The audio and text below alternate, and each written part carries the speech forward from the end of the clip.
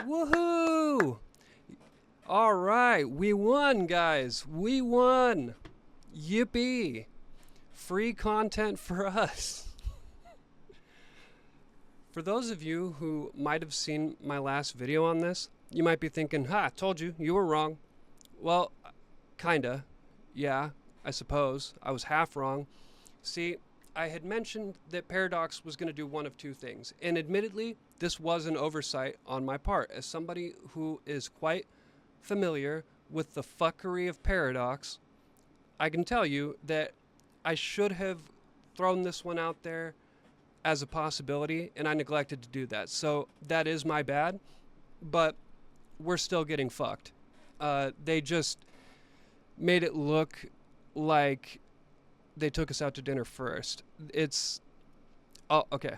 I'll get into this article and I'll explain. So, Bloodlines 2 adds clan to base game after fan outcry over launch DLC. Publishers Paradoxinteractive and White Wolf, as well as developer The Chinese Room, have announced that the La Sombra and Toreador clans will be available in the base Vampire the Masquerade Bloodlines 2 experience following backlash from players. Yippee! We won! Go gamers! Not really. You'll see. The team behind the long in development sequel, good God, it was long. It was so long.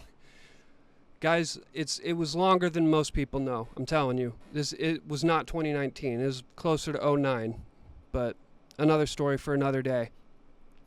Revealed its launch shakeup today alongside two new story packs, Loose Cannon and The Flower and the Flame, which will be available as part of the expansion pass in 2016. Additionally, Paradox, White Wolf, and The Chinese Room have pulled back the curtain on a new Vampire the Masquerade Bloodlines 2 overview trailer for players to sink their teeth into while they wait for its October 2025 release date. This is Paradox to a fucking T. All right. Fans expressed disappointment in the handling of the La Sombra and the Toreador clans when they learned that they would be accessible at launch at $21.99 DLC or via the $89.99 Premium Edition. Like I said, price of admission, $100. Welcome to Paradox. This original plan would have seen players locked out of finished content if they chose to stick with the 4 clans included in the $59.99 standard edition of Vampire the Masquerade Bloodlines 2. It didn't take long for players to bring their criticisms to the developer's attention, and Paradox explanation as to IGN only seemed to increase the tension, so they did what I said. They do some bullshit DLC move, everybody gets upset, and they go, guys, no, listen, here, you have to understand, it's the economy, it's COVID, it's the layoffs, it's, inflation, it's any reason they can throw, just throwing fucking words at the wall to see what sticks. That's part one of their plan, right? So the uproar led to the publisher to offer refunds to those who pre-ordered through the PlayStation Store while promising to announce big changes September 17th. Now the day is finally here, and as many expected, La Sombra and Toreador are no longer locked behind DLC. So, I did say I could be wrong here. I said it wasn't likely, but I did say it could happen. And let me be clear, I was still half right. Because what I said they were going to do, they basically did. They just did it with a twist. They basically,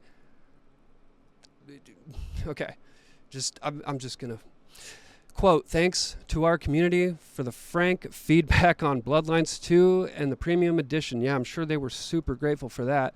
That feedback made it clear that La Sombra and Toreador belong in the base game, so that is what we are doing, end quote. How did you need feedback for that? How are you? Gee, thanks for making it clear that, fucking the sky's blue. I don't even know what to say here. You needed somebody to explain that to you? No, you didn't. No, you fucking didn't. You're lying. You're scumbags. That's what you are. You're fucking scumbags and you know it. And you've done this a million times before. But anyway, White Wolf Executive Vice President and Bloodlines 2 Executive Producer Marco Bormann said in a statement, "We'd also like to thank the Chinese Room for their quick turnaround on the concepts for the post-launch story packs. We're constantly impressed by their creativity and skill in weaving enticing narratives threads that expand on the main story in Bloodlines 2. Folks, there you go. Okay. So this is the part that I didn't make clear in my last video, and I should have. I fucked up.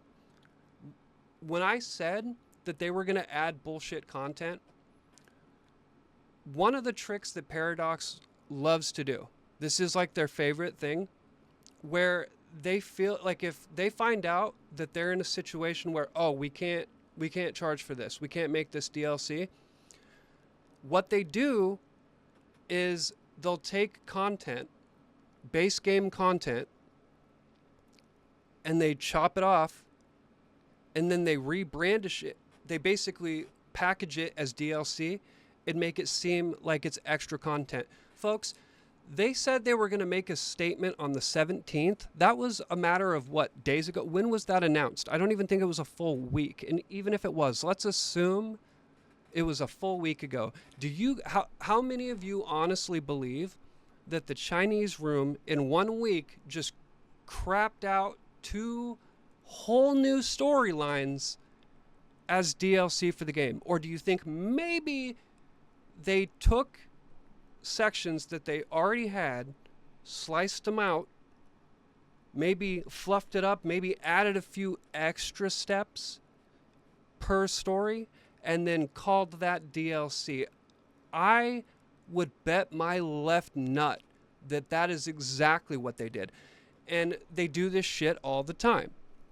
This is what I mean. When I say they're going to back off on certain things, but then they're just going to find other ways to get your money, this is what I'm talking about. When I say price of admission, $100 minimum, folks, if you want to play Bloodlines 2 in its entirety, you will be paying Paradox a minimum of $100. Just, you can accept it or you cannot play the full game. I'm just telling you that right now. This is how they work. This is it. Or you can wait for sales. You can, if you can wait long enough, if you can handle that, then you could do that too. But this is a time-honored tradition over at Paradox. So, Vampire the Masquerade Bloodlines 2 will now have more content when it launches October 21st, 2025 for PC, PlayStation 5, Xbox Series X. But its loose cannon and the Flower and the Flame story packs will offer even more to chew on next year. The former is said to allow players to explore Seattle as Camarilla Sheriff, while the latter focuses on Primogen Isabella Moore. Wow. So you need a DLC to explore Seattle, huh? I thought this game wasn't linear. Huh? What happened to that? What happened to the game is wide open. You can explore. But it's as a Camarilla Sheriff. That's the difference. You get to play as Sheriff. They mentioned this, by the way. If you go back, there's actually articles previously that discussed the whole playing as a Camarilla Sheriff. So, again, folks, if you think this is brand new content that they just whipped up in a week or a couple of days, no, it isn't. It's base game.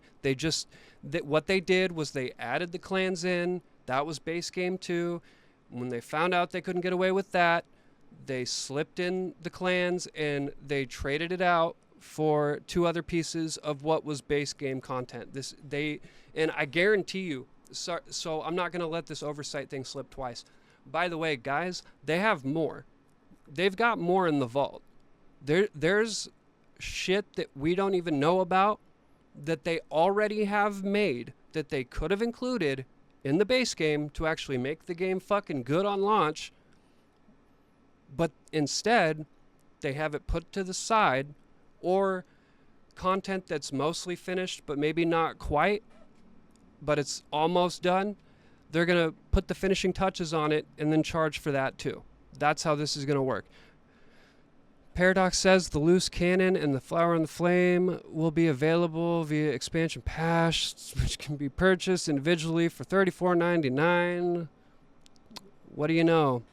The same price as the original DLC, within like $5 difference, or as part of the premium edition. So you can either pay for it later down the line, or you can pay for it now and just get it out the way. Loose Cannon will arrive first in Q2 2026, with the Flower and the Flame set to follow in Q3. The story continues with the story packs, each centering on a key Camarilla character from Fire's journey. Still one of the lamest fucking names on the planet. I almost said another word, but I think that's a YouTube get you in trouble word. That is the fucking, like, dude, when I saw those two girls doing the 2-hour preview, I knew immediately how that name came up. I guarantee you, one of the girls, like with short hair, she's probably a huge fan of Twilight, and I guarantee you they came up with that name. It is the most ridiculous name I have ever seen in my life, and I hate that you can't change it. So, Sheriff Benny and Primogen Isabella. An official description says, these packs deepen Fire's story and reveal Seattle's world of darkness through their eyes, offering fresh insights into their motivations and new angles on the city's hidden power struggles. Vampire the Masquerade Bloodlines 2 is out in 1 month, but the road to its launch has been notoriously long. Long. Paradox announced it all the way back in 2019. Bro, there are like 3 other studios. Obsidian, fun fact, Obsidian actually had their hands on this. At one point, we all were sitting there foaming at the mouth with excitement because we thought that Obsidian was going to get involved. So with then developer Hardsuit Labs leading the charge with a Q1 2020 release window. That, of course, never happened. Go figure, as Paradox would go on to announce an indefinite delay alongside Hardsuit departure from the project in early 2021. Let me break that down for you folks. Here's what happened.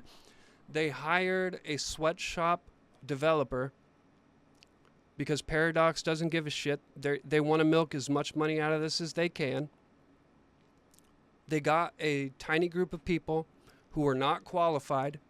Then, of course, COVID happened and made everything worse, which is goofy because you're working from computers. It's like, tell me how COVID impacted that again. There were so many people who worked from computers and it worked just fucking fine. You can communicate on Zoom. You can communicate on Skype. There's a million ways you can have face-to-face conferences. You can work from your computer the same from home as you can anywhere else. It's really fucking stupid.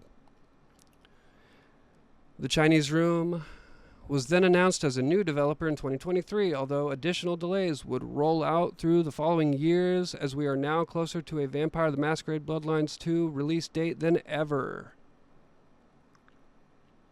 There's the end. So, to recap, Paradox fucked this up because they don't care about the project. This isn't even a project of their own.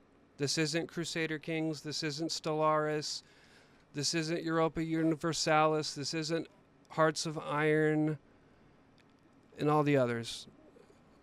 This is an IP that was already dead multiple times. It died multiple times.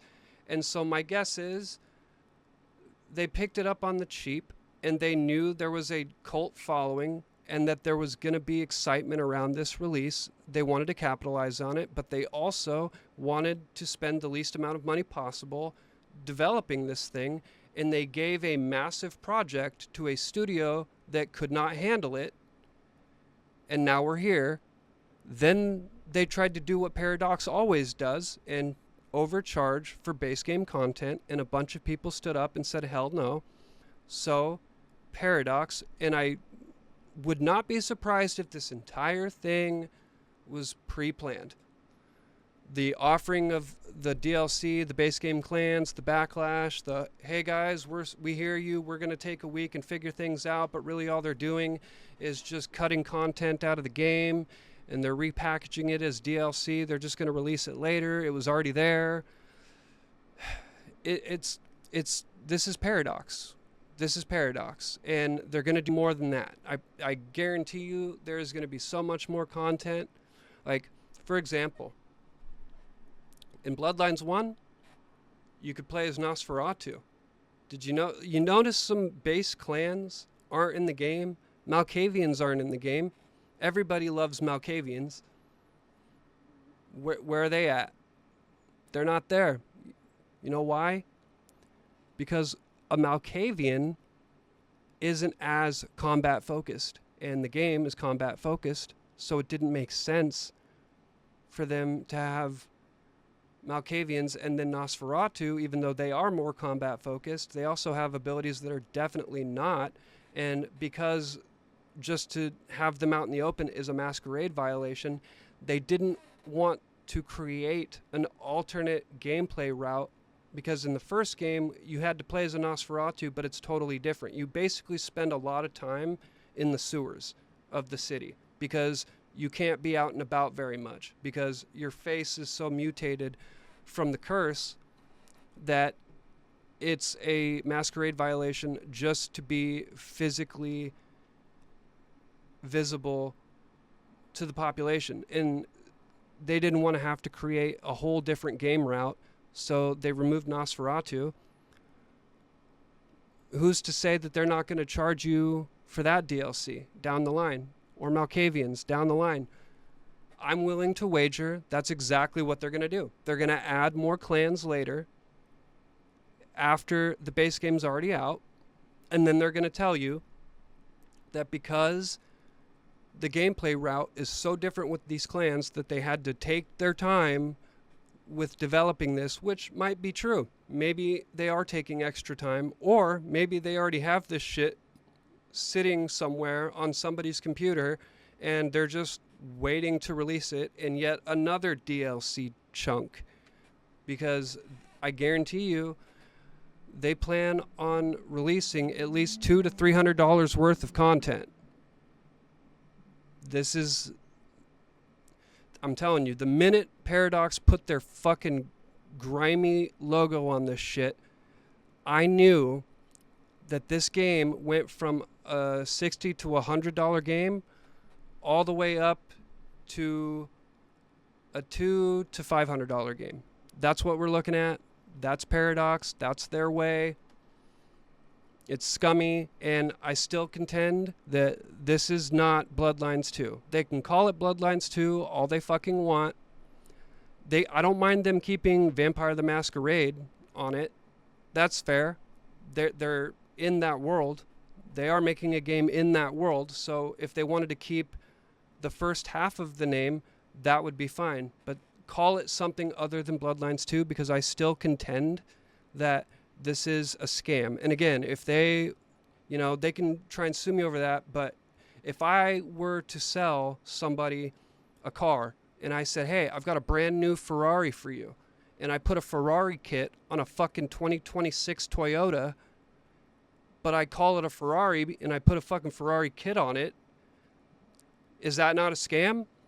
If I charge you like $200,000-$300,000 for that, and then it's a fucking Toyota, is that not a scam? I mean, dude, there's core components of what defines Bloodlines as a game. And if you want to get technical about it, Vampire the Masquerade's swan song is actually closer. I'm not saying it is Bloodlines, but it's actually closer to what a Bloodlines game would entail.